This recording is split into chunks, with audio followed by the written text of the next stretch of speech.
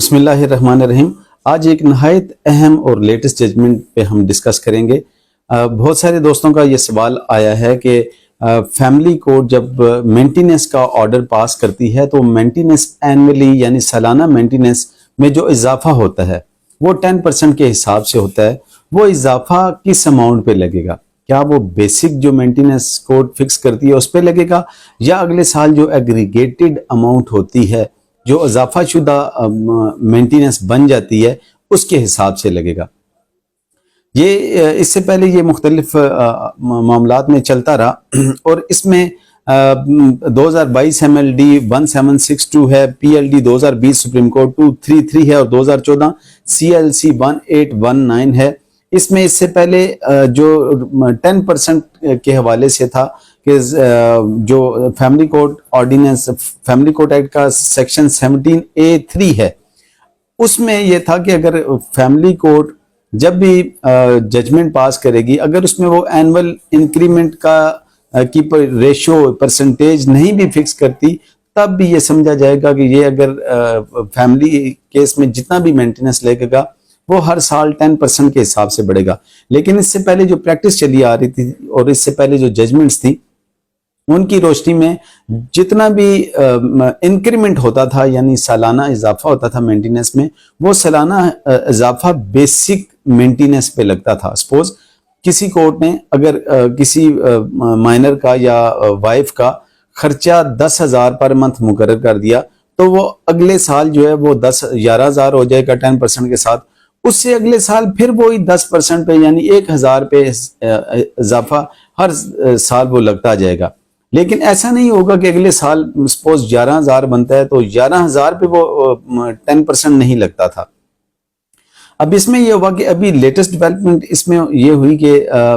Lahore high court میں کے ایک سیپریٹ بینچ کے پاس جب یہ میٹر آیا تو انہوں نے اس پہ ہیلڈ کیا کہ یہ اضافہ بیسک اماؤنٹ پہ بیسک مینٹیننس پہ ہی لگے گا۔ جب دوسرے ایک بینچ کے پاس یہ کیس گیا تو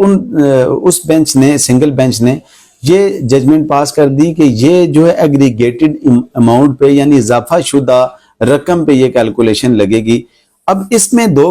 کنٹراڈکٹری ججمنٹ آ گئیں تو یہ میٹر جب رپورٹ ہوا، یہ ایک فیصلہ آباد کا کیس تھا جس میں صبا گل ورسز ADJ کیس تھا، وہاں پہ جب یہ میٹر آیا اور اس میٹر میں دونوں ججمنٹس کورٹ میں پیش کی گئیں تو یہ ججمنٹ لارجر بینچ کے لیے پھر آنریبل ہائی کورٹ نے لیٹر لکھ دیا chief justice Lahore high court کو کہ جی اس میں یہ دو سیلف کنٹراڈکٹری ججمنٹس ہیں، ان کو انٹرپریٹ کیا جائے۔ اس کی انٹرپریٹیشن کے لیے پھر آنریبل ہائی کورٹ نے ایک ڈبل بینچ کا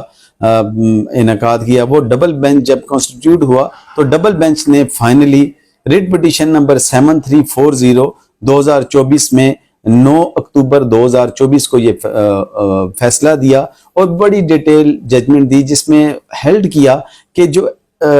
سالانہ انکریمنٹ ہے، سالانہ اضافہ ہے، وہ ایگریگیٹڈ اماؤنٹ پہ لگے گا، یعنی ایگریگیٹڈ مینٹیننس یعنی اضافہ شدہ جو مینٹیننس ہوگی اس پہ لگے گا۔ اس کی ایگزامپل یہی ہے کہ ایک سال اگر خرچہ سپوز 10,000 فکس ہوا ہے، نیکسٹ ایئر اس کا 10% جو 11,000 بن جائے گا۔ اب اگلے سال خرچہ 10,000 پہ نہیں لگے گا، جو بیسک آپ کا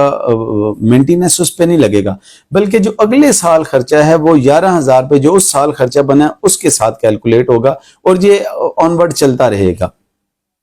اس میں بہت ساری وجوہات ہیں اور اس میں وجوہات میں ایک اہم وجہ یہ بھی بتائی گئی کہ انفلیشن ریٹ آپ کو پتہ ہے بڑھ رہا ہے، اور انفلیشن ریٹ کے ساتھ اگر آپ بیسک مینٹیننس پہ ہی ایگریگیٹڈ وہ سے کیلکولیٹ کرتے جائیں گے اور اس پہ یہ اضافہ لگائیں گے تو یہ کور نہیں کرے گا۔ بیسیکلی آپ کو پتہ ہے کہ فیملی لاز میں ہمارے ملک میں جو ہے وہ اپریسڈ طبقہ جو ہے وہ بچے ہیں اور ماں ہوتی ہے۔ اب ان کے لیے کانسٹیٹیوشن آف پاکستان بھی پرووائڈ کرتا ہے کہ ان کی پروٹیکشن کی ذمہ داری ہسبینڈ پہ ہے۔ اب اس میں دیکھا گیا کہ اس کو اگر بیسک پہ رکھتے ہیں تو یہ انصاف کے تقاضے پورے نہیں کرتا۔ اب انصاف کے تقاضے پورے کرنے کے لیے اس میں جو آنریبل ہائی کورٹ نے ہیلڈ کیا اس میں ایک چیز کو مد نظر رکھا کہ آپ دیکھتے ہیں پنجاب رینٹڈ پریمیسز ایکٹ 2009 ہے، اس میں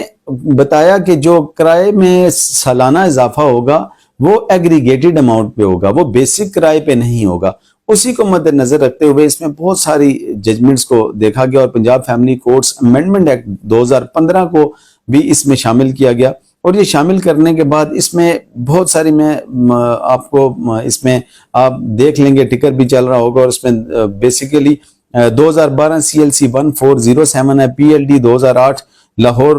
560 ہے، اور بہت ساری ججمنٹس میں ساتھ ساتھ نیچے یہ آپ نوٹ فرما لیں گے، ان ججمنٹس کو اس میں ڈسکس کیا گیا، اور ان ججمنٹ کو ڈسکس کرنے کے بعد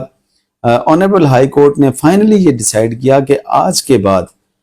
بعد جتنا اضافہ لگے گا وہ بیسک مینٹیننس پہ نہیں لگے گا، بلکہ ایگریگیٹڈ یعنی اضافہ شدہ جو مینٹیننس بن جائے گی اس سال کی، اگلے سال اس سال سے لگا کرے گا۔ اب اس میں ایک اہم نقطہ یہ تھا کہ یہ کرنے سے ایسا ہوتا کہ جو اس سے پہلے کے کیسز ڈیسائیڈ ہو چکے ہیں ان کا بھی رائٹ یہ بن جاتا، تو اس کو بھی الگ سے پروسپیکٹو اور ریٹروسپیکٹو افیکٹ کے لیے الگ سے اس کو ڈسکس کیا گیا، اور ڈسکس کر کے اس کی جو ویلڈ وہاں پہ ریزن دی گئی، وہ ریزن دی گئی کہ فیملی کورٹ میں